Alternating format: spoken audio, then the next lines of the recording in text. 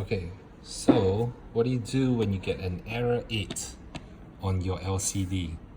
Now, the two reasons why you could get an error 8 on your LCD for your Zero scooter. Now, one of the reasons is that this screw here isn't tight.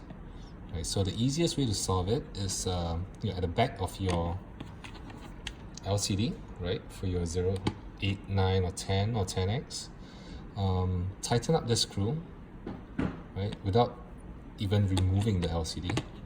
Just at the back of the LCD, tighten up the screw and see if the error 8 goes away. Now, if it doesn't go away, okay, the more detailed way of solving it is to remove the LCD from the handlebar. Okay, just unplug it and slide this out, or unscrew the screws to take it out. Unscrew this, which I've done.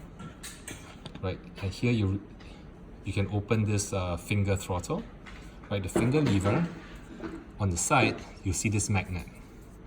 Right, check that the magnet is sitting correctly in place. Sometimes if the magnet is has shifted or it's popping out a little bit, that could cause the error too.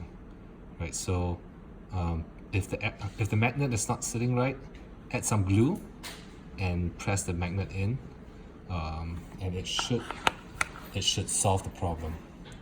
Right, and then pop it back in with the spring coil